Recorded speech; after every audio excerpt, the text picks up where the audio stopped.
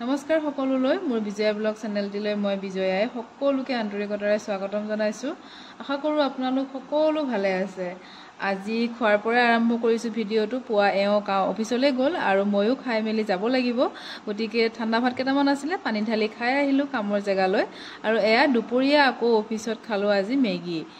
মাজে মাজে কিবা কিবি বনাই খালে ভাল লাগে। অকণমান চাহ কৰা চচ এটা আছে, তাতে মেগীটো বনাবলৈতো একেবাৰেই সহজ। আৰু এয়া মেগী খাই মেলি ল'লোঁ। তাৰপিছতে এয়া 5টা বজাত ওলালোঁ কামৰ পৰা আৰু এওঁ আহি পালেহি। গতিকে আমি দুইটাই অকণমান বজাৰ কৰোঁ বুলি ভাবিলোঁ। বেলেগ বজাৰ নাই, পৰ্দা আছিলে কিনিবলগীয়া। আৰু এয়া চাওক, ছোৱালীজনীয়ে ইমান ধুনীয়াকৈ ওপৰৰ পৰা নমাই দিছে মোক মোৰ পচন্দৰ মতে। তেওঁলোকৰ ডিউটিসমূহ আচলতে খুব ভালকৈ পালন কৰে বহুতে, ভাল লাগে দেখি। আৰু পৰ্দাখিনি লৈ মেলি ওলাই আহিলোঁ। তাৰপিছত এয়া অকণমান ফুল চালোঁ। স্নেক প্লেণ্টডাল মোৰ খুব ভাল লাগে আৰু এডাল কিনি ল'লোঁ। ঘৰৰ ভিতৰত ৰাখিলে ভাল বুলি কয়, গতিকে এডাল কিনি ৰাখিলোঁ। আৰু মাংস অলপ লৈ আহিছোঁ। আজি কোন আহিব আপোনালোকক দেখাম, ভিডিঅ'টো শেষলৈকে চাব। এইখিনি ছাগলীৰ মাংস হয় আৰু মইনো আজি কেনেকৈ মাংসখিনি বনাম তাকে আপোনালোকক অকণমান দেখাম, ভিডিঅ'টো শেষলৈকে চাব। ইয়াতে নিমখ হালধিখিনি সানি ল'লোঁ, মাংসখিনি ভালদৰে ধুই। তাৰপিছতে 2 চামুচ দৈ দিছোঁ আৰু এইখিনি মই 10-15 মিনিটৰ কাৰণে এনেকৈ ৰাখিম। আৰু পিঁয়াজ কাটি ল'লোঁ, আলু কাটি লৈছোঁ, জলকীয়া লৈছোঁ, আদা নহৰু মাংসৰ পৰিমাণ অনুসৰি ল'লোঁ। এতিয়া তেল দিলোঁ, তেলত অকণমান চেনি দিছোঁ, আধা চামুচ চেনি। আৰু চেনি দিলে আচলতে পিঁয়াজখিনি সোনকালেই ভাজা যায় আৰু এটা মাংসৰ কালাৰো আহে। আৰু এইখিনি পিঁয়াজখিনি দি দিলোঁ এতিয়া কাটি থোৱা, আৰু লগতে জলকীয়াও দি দিলোঁ, তেজপাতো দিছোঁ। আৰু গোটেইখিনি এতিয়া মই ধুনীয়াকৈ ৰঙচুৱাকৈ ভাজি ল'ম। ভাজা হৈছেই, এতিয়া মই ইয়াতে দি দিলোঁ আদা নহৰু বনাই থোৱা পেষ্টটো। আৰু এইখিনি এতিয়া আৰু মই 5 মিনিটমান সময় ভাজিম, যাতে নহৰু আদাৰ গোন্ধটো ধুনীয়াকৈ ভাজা যায়। আৰু এইখিনি ভাজাৰ পিছতে ইয়াতে গোটা গৰম মছলা দি দিম, লং, ইলাচি আৰু অকণমান ডালচেনি। খুন্দি দিয়া নাই, মই এনেকৈ গোটা কৰিয়ে তেলতে দি দিম। তাৰপিছত এইখিনি ধুনীয়াকৈ লৰাই দিম এতিয়া। আৰু এয়া মাংসখিনি অকণমান টুকি ৰাখিম প্লেটখনত, কাৰণ তলত পানী থকা যেন লাগিছে। যিহেতু নিমখ সানি থৈছিলোঁ, গতিকে অকণমান পানী ওলাবই। আৰু এয়া চাওক, পানী অলপ আছে, এইখিনি আঁতৰাই থলোঁ। আৰু এতিয়া আদা নহৰু ধুনীয়াকৈ ভাজা গৈছেই।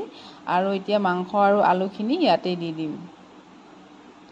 আৰু এতিয়া ভালদৰে লৰাই দিম, যাতে গোটেইখিনি ধুনীয়াকৈ লাগি যায়। তেল বা পিঁয়াজখিনিৰ সৈতে আদা নহৰুখিনি ধুনীয়াকৈ যাতে মাংসখিনিত লাগি যায়। আৰু এয়া এতিয়া মই এইখিনি কম জুইত আধা ঘণ্টামান সময় ভাজিম। আচলতে মাংস যিমানেই ভাজা যায় কম জুইত, সিমানেই খাবলৈ বেছি সোৱাদ হয়। আৰু মছলাখিনি মই ৰেডি কৰি ল'ম এতিয়া। এয়া দিছোঁ মই মিট মছলা 2 চামুচ, তাৰপিছতে দিলোঁ জিৰা গুড়ি 2 চামুচ, আৰু দিলোঁ এয়া ধনিয়াৰ পাউডাৰ 2 চামুচ, আৰু দিম ৰেড চিলি 2 চামুচ। জলকীয়াৰ পৰিমাণ আপোনালোকৰ অনুসৰি দিব, জ্বলা নাখালে নিদিব, কাৰণ জলকীয়া দিছোঁৱেই মই, কেঁচা জলকীয়া 4-5টামান। আৰু এয়া অকণমান জ্বলা খাম কাৰণে জলকীয়া 2 চামুচ দিলোঁ। আৰু যিহেতু মাংসৰ পৰিমাণ কম, গতিকে মছলাখিনি 2 চামুচকৈ দিছোঁ সৰু চামুচেৰে। আৰু অলপ অলপকৈ পানী দি মই এটা ধুনীয়াকৈ পেষ্ট বনাই ল'ম এইখিনি। আৰু এইখিনি এনেকৈ বনোৱাৰ পিছত 5-10 মিনিট সময় ৰাখিলে বেছি ভাল হয়। গোটেই পানীৰ লগত ভালদৰে মিক্স হৈ যাব লাগে মছলাখিনি। এয়া চাওক, আৰু এইখিনি হৈছেই প্ৰায় ভাজা 20 মিনিটমান সময়। আৰু ইয়াতে মই এতিয়া পেষ্টটো দি দিম, বনাই থোৱা পেষ্টটো। এয়া চাওক, খুব ধুনীয়াকৈ দি দিলোঁ। আৰু এইখিনি ভালদৰে এতিয়া মিক্স কৰিম, যাতে গোটেই মাংসখিনিত ধুনীয়াকৈ মছলাখিনি লাগি যায়। তাৰপিছতে আকৌ মই 10 মিনিট সময় এইখিনি ফ্ৰাই কৰি ল'ম।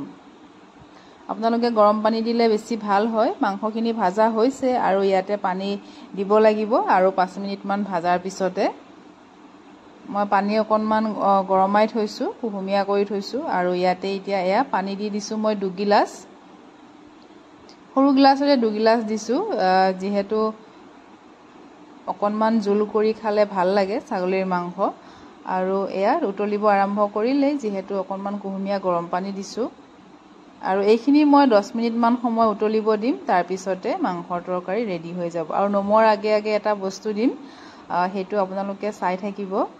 এইখিনি চাওক, হৈছে প্ৰায় 10 মিনিট সময়।